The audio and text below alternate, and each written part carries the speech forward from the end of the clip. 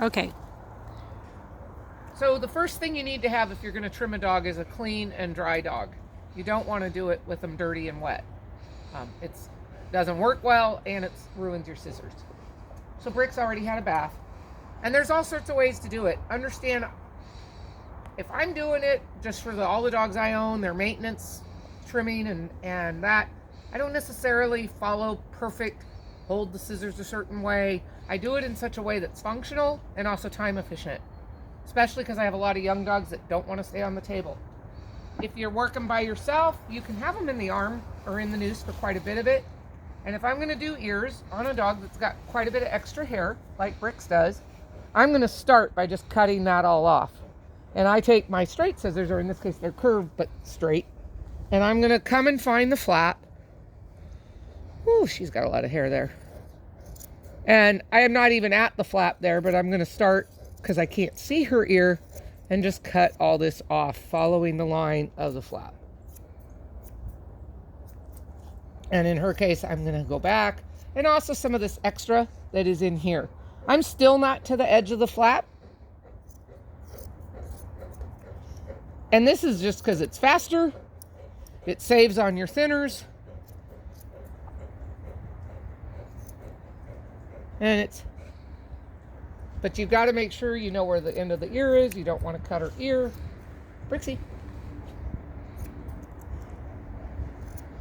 Big thing to know, hair grows back. So no matter what you're doing, you can have it grow back. After I do the flap, then I'm going to use my thinning shears. These are from Chris Christensen. And I think, I was just trying to count teeth. You can see they have the thinning on one side and straight on the other. And I think these are either 36 or like 40 tooth. And because of COVID, all my stuff's a little dull. Now, if I was going to be doing this real professionally, you usually want to hold your scissors this way to do some of it so that you don't show scissor marks. But because I'm doing this to just do her ears and make them look nice, presentable, she's not going to a dog show, I usually use this method. It works better for me. So I start cutting, and you can pull away. And again, she's got a lot of hair. So, and then you just pull out the hair of the scissors and you keep going. So that's on the outside of the ear itself. But what a lot of people miss is all this stuff down here. You really want to clean all this out. You want to make that all clean. This is the stuff that gets caught in your collars, in the noose. And again, she's still in the noose. And probably if I had an extra person, that's when you might go ahead and have someone hold her head and take her completely out of the noose. But the other option is, especially with a dog that's a little more experienced, like Brooke says, you can move the noose to this side, so it's still on the one side. And now I have this, come back with my scissors, or excuse me, my comb, and comb this so I can see what is extra hair that I might want to get rid of.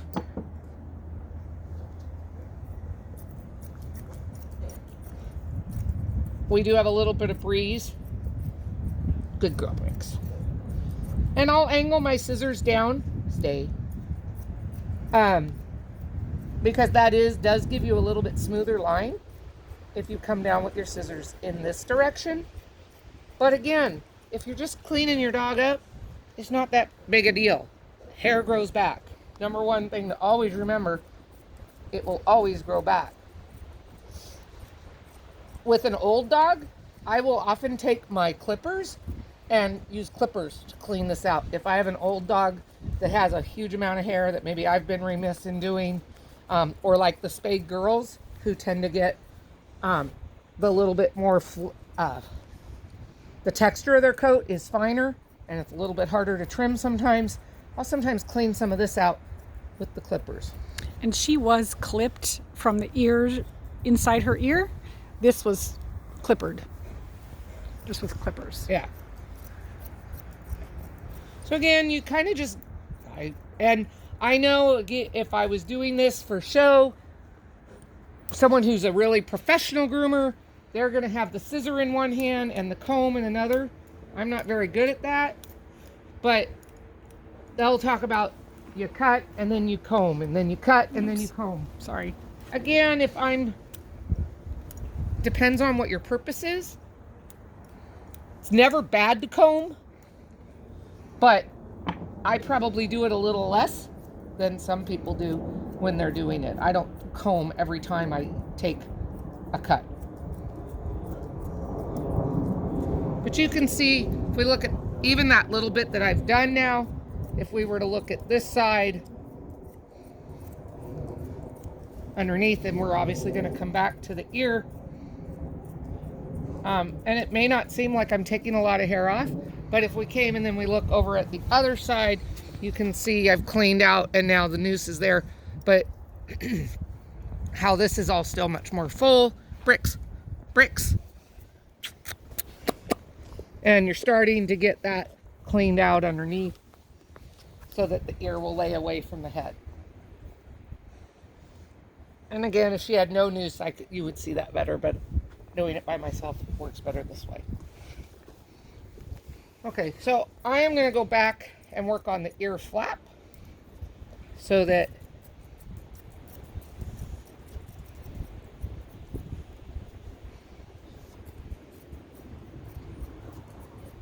good girl. You're a good girl, Brixie. The wind makes it a little bit more of a challenge, but I have a pretty good idea of what I'm trying to get to.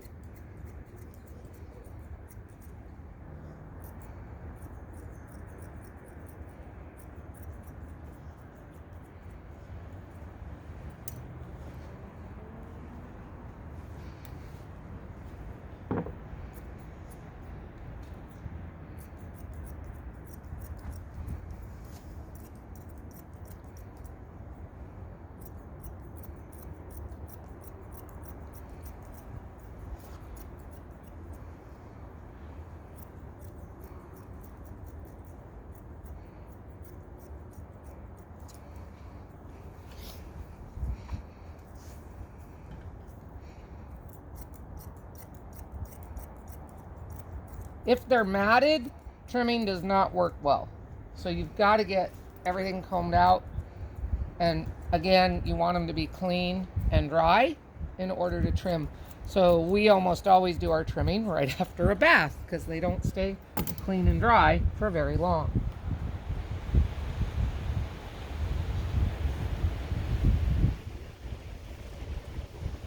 And sometimes, depending how much a dog wears a collar or the type of collar they wear, you're going to end up with marks in their coat from the collar, which might make it look like it needs that the hair is laying a different way, and it's just from the collar marks. Brixie.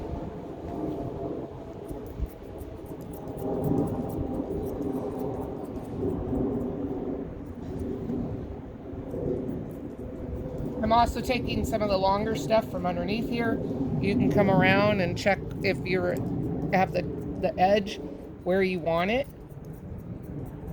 You can always feel with your fingers. It's a good idea as you get more familiar with what the ear looks like, trim versus untrimmed. And you can see even that little bit, I took all that off. So there's a lot that comes off as you're doing this. And it's a little bit, little by little, and then you go back and check. And if you don't like your results, hopefully it's because there's still more that needs to come off, because once it's taken off, you'll just have to wait for it to grow.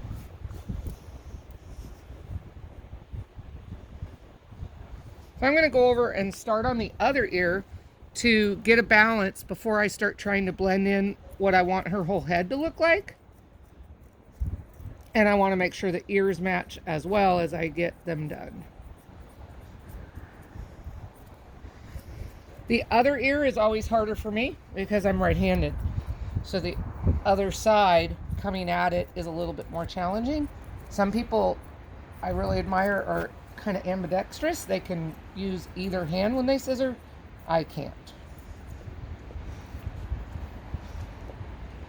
Okay, do you want to compare the ears? Fricks. Cookie. Cookie, cookie, cookie. You gotta get your ears. This is our. Yeah, we gotta get rid of all this fluff. Yeah. But, because she still has that there. But I'll be getting rid of that as I blend the head. Brixie. Oh, they're a good girl. That would be the before ear. Bricks. Oops. And the almost done. yeah. Okay.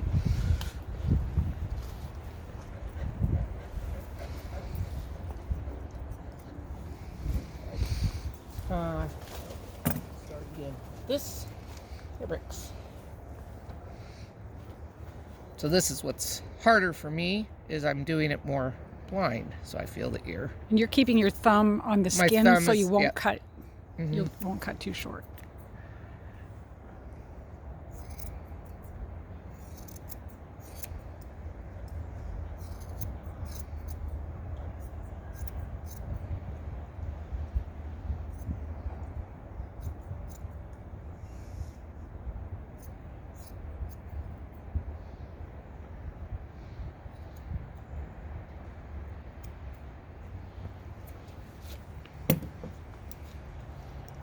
Good girl.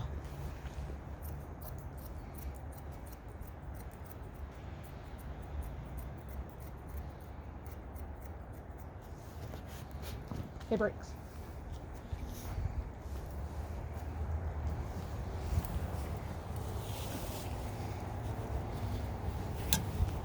Sorry. That's all right.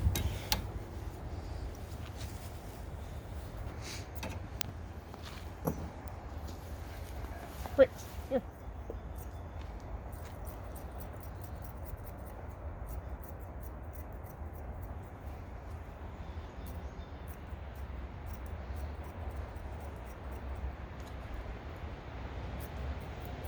Some dogs have finer hair on their ears. Some dogs have coarser hair.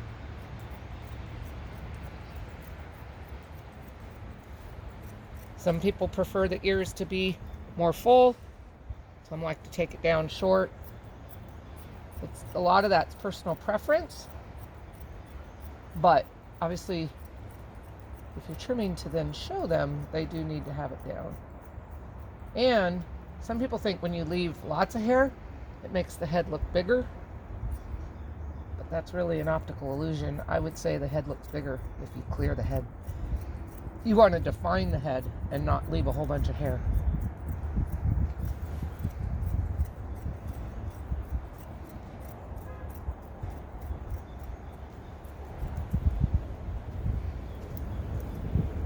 Brixie.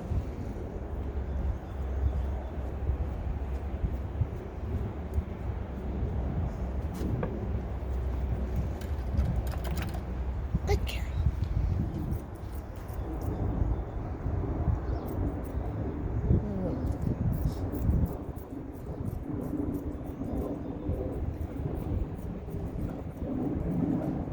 And again, for the grooming experts out there, I'm doing scissors different ways. I'm not too worried about the scissor marks. And again, that's something different coats leave scissor marks differently. Some leave lots of scissor marks. Some dogs, they don't really leave scissor marks. Depends again on the texture of the coat.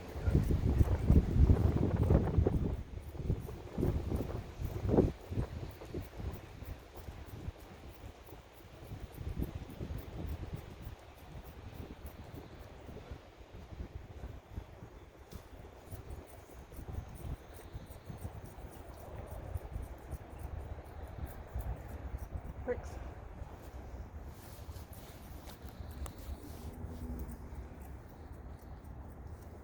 Bricks. Here.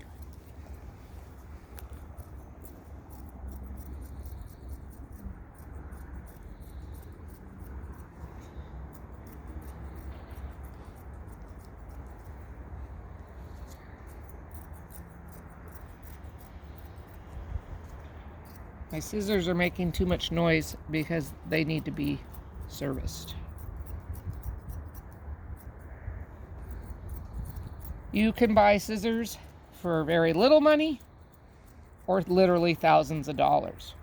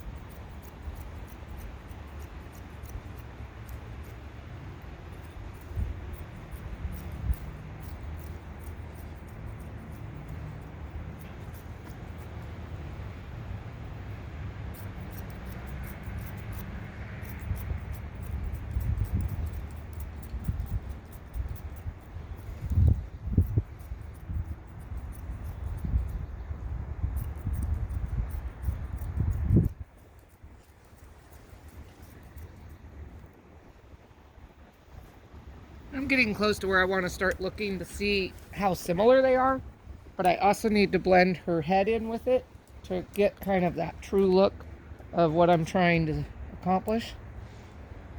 So when they start to get this really long hair on the top of their head, again, depends on the dog. Some lines don't carry as much on the top of their head. Some carry a lot. Some carry it stays thick. Most cases it comes out kind of thinner like this, and then the blow drying has made it stand up. I want to round it and shorten all that up to blend it in so that her face looks soft. So again,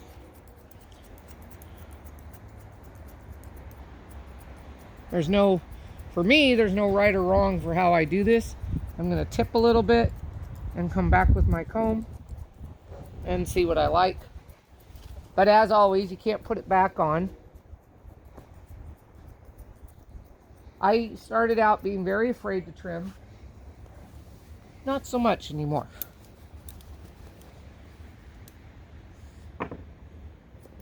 Believe it or not, Chris did the trimming on our first dogs. He does not scissor anymore.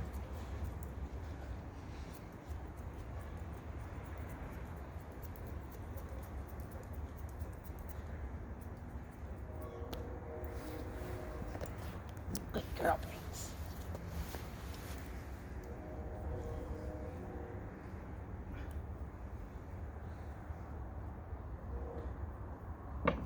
Good girl. Oh, thank you. I was just going to need you to take that hair, clean it out. So this is all a matter of taste. I don't like it too short, but it should all blend together.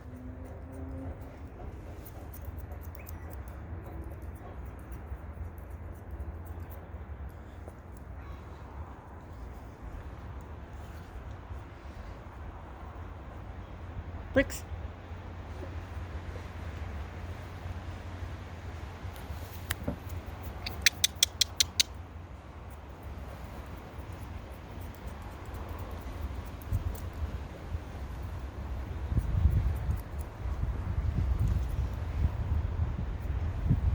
Okay, what do you want more? Now it starts to become, what does the other person want? I'm perfectly happy with Brixie. that. Pretty girl. Bricks. Where's the kitty?